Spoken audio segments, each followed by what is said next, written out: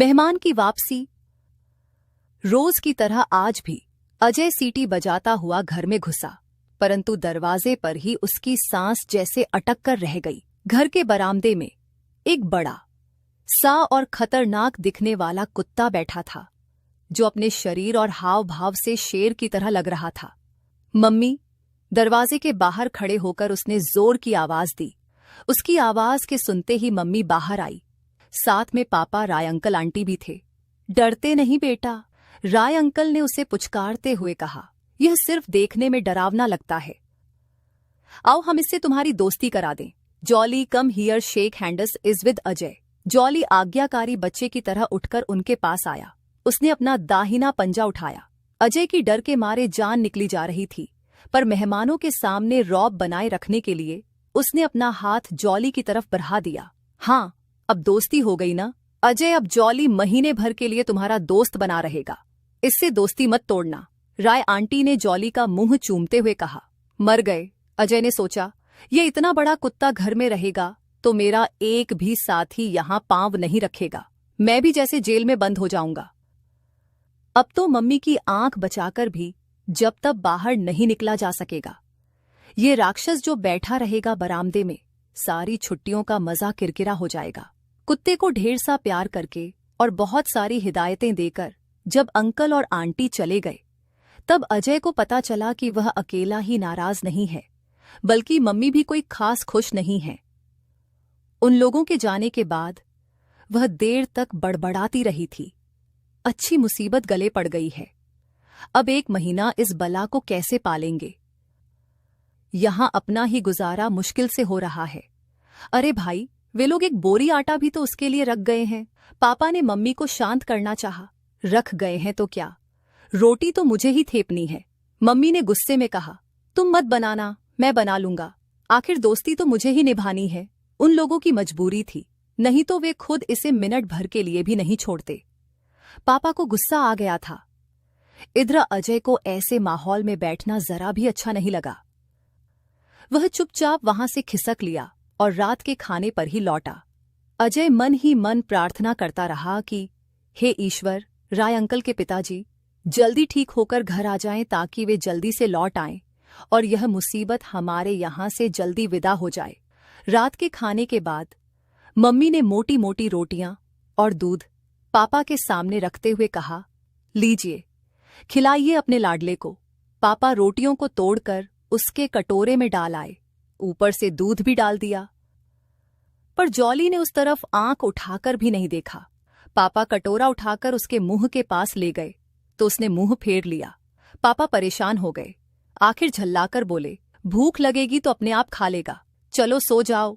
अजय की इच्छा थी जॉली खाना खा ले तब सोएं, पर पापा के चले जाने के बाद बरामदे में अकेले खड़े रहने की हिम्मत नहीं पड़ रही थी, सो वह बिस्तर पर जाकर पड़ गया। घर भर की सारी बत्तियां गुल करके सोने की तैयारी हो रही थी कि बरामदे से एक करुण आवाज उभरी, जॉली के रोने की। हाय, ये मरा कुत्ता रात को सोने भी नहीं देगा, रोकर अच्छा अपशगुन कर रहा है। मम्मी झल्ला रही थी। बैठे बैठे बोर हो गया होगा, पापा ने कहा। वे उठे, जॉली को खोला और बाहर घुमा लाए।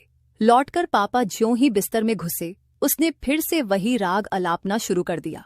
इसका कुछ इलाज करो जी, ये तो रात भर में मुझे पागल बना देगा। कुछ देर शांत रहने के बाद मम्मी ने कहा। पापा उठे और बीच का दरवाजा बंद कर दिया। नई जगह आया है, थोड़ी देर बाद ठीक हो जाएगा, लेकिन मेहरबानी करके तुम अब कान मत खाओ, चाहो तो कान में रुई लगा लो। बंद दरवाजों से भी उसकी करुण आवाज आती रही, पर पापा के डर के मारे मम्मी चुपचाप पड़ी रही। नींद अजय को भी नहीं आ रही थी। उसका मन न जाने कैसा हो रहा था। उसे पिछली छुट्टियों की याद आ रही थी। बड़े शौक से वह रायपुर अपनी मौसी के पास गया था। सफर तो बड़े आनंद से कट गया था, पर वहां पहुंचने पर रात को मम्मी की बेहद याद आ रही थी। तकिए में मुंह छिपाकर वह देर तक रोता रहा था। तब मौसी ने उसे अपनी गोद में ले लिया था और देर रात तक उसे थपथपाती रही थी। क्या पता जॉली को भी अंकल और आंटी की याद आ रही हो। इस बार जब उसकी रुलाई कान में पड़ी तो वह सहन नहीं कर सका और धीरे से दरवाजा खोलकर बाहर आ गया। जॉली कोने में सिमटकर बैठा हुआ था। दोपहर की तरह अब वह खूंखार नहीं लग रहा था। बल्कि एक नन्हे से बच्चे की तरह असहाय लग रहा था। अजय ने साहस बटोरा और उसके पास जा खड़ा हुआ और प्यार से बोला, जॉली। उसने धीरे से गर्दन उठाई और फिर निगाह नीची किए बैठा रहा। अजय ने थपथपाते हुए कहा, आंटी की याद आ रही है ना? वे लोग जल्दी ही आ जाएंगे, हम लोग कल ही चिट्ठी लिख देंगे।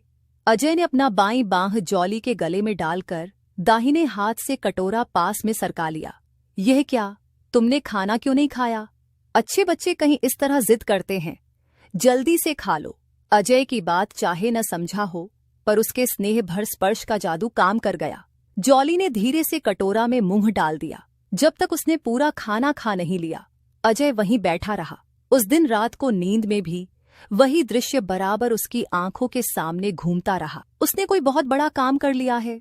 सुबह सोकर उठते ही वह बरामदे की ओर दौड़ा। Good morning jolly. जॉली ने दोनों पंजे उठाकर उसका स्वागत किया तो वह खुश हो गया।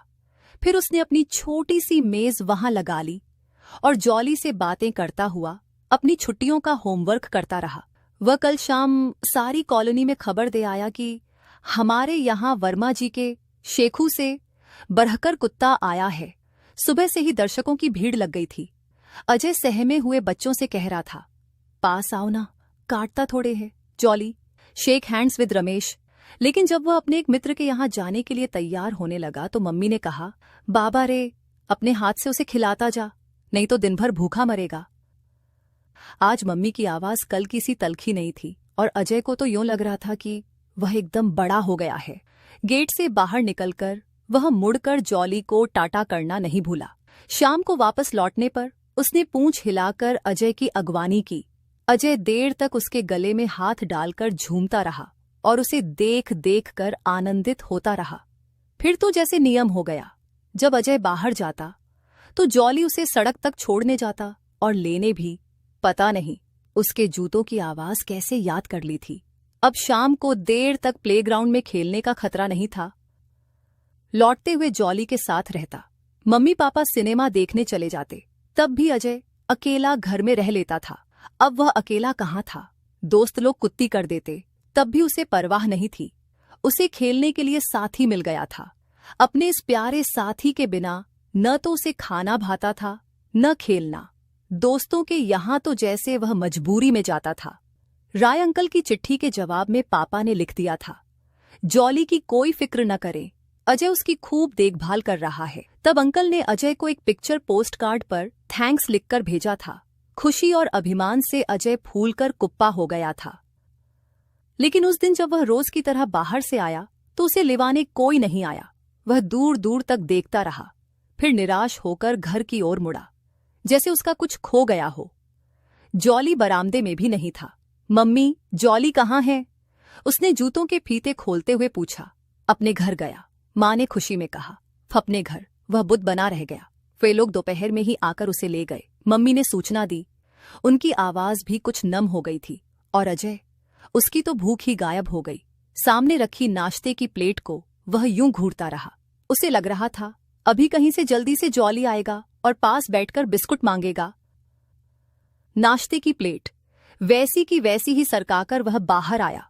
बरामदे का वह कोना सूना सूना लग रहा था। उसकी सारी गृहस्थी वहां से उठ गई थी। जगह पहले की तरह साफ हो गई थी, पर कितनी उदास उदास लग रही थी। अजय भूल ही गया था कि जॉली उनके यहाँ सिर्फ मेहमान की तरह आया था। आज यह सच उसे बुरी तरह झकझोर गया था। शाम को वह कहीं खेलने भी नहीं गया, यूं ही किताबों में सिर दिए बैठा रहा। इधर दफ्तर से आते ही पापा ने पूछा, जॉली बाबू गए? हाँ जी, जॉली बाबू गए। मम्मी ने एक लंबी सांस भरकर कहा। आप नहीं थे दोपहर को, नहीं तो देखते कि कैसे लिपट गया था वह दोनों से। मिसेज राय का तो गाड़ी से उतरना मुश्किल कर दिया था। जब तक दोनों ने खूब प्यार नहीं कर लिया तब तक बात नहीं करने दिया। कुत्ते की यही विशेषता होती है, जो उसे प्यार करता है उस पर वह जान छिड़कता है, खाक जान छिड़कता है। अजय मन ही मन भिनभिनाया। अजय ने मन ही मन सोचा, कितना प्यार करता था मैं उससे। अपना दोस्त, अपनी पढ़ाई, अपना खाना पीना, सब कुछ भूल गया था मैं। पर उसे क्या? ज्ञान की बातें पशु पक्षी भी प्यार की भाषा समझते हैं और उसका अनुसरण करते हैं। अंकल आंटी को देखते ही सब भूल गया। खाना एकदम शहर लग रहा था उसे। फिर भी उसने खाया। क्यों भूखा रहे वह एक बेवफा दोस्त के लिए? वे हजरत वहां मजे से अंकल आंटी के हाथ से माल खा रहे होंगे। उसे पहली रात वाला जॉली याद आया, कैसे बिलक बिलक कर रो रहा था। तब कौन आया था उसे समझाने? अभिमान के मारे उसे रूलाई भी रोक ली थी। उसके जाने से सारा घर भाया भाया लग रहा था। सभी बैठक में बैठे थे। तभी मोटर के तेज हॉर्न से उनकी तंद्रा टूटी। घड़ी देखी, 10:30 बज रहे थे। इस वक्त कौन होगा? पापा ने दरवाजा खोला। माफ करना भाई साहब, बड़े बेवक्त तकलीफ दे रहा हूं, लेकिन राय अंकल की बात पूरी होने से पहले ही जॉली तीर की तरह घर में घुसा और अजय के पैरों से ऐसे लिपट गया जैसे बरसों बाद मिला हो। अजय की सारी शिकायतें आंसुओं में बह गईं। मालती जोशी।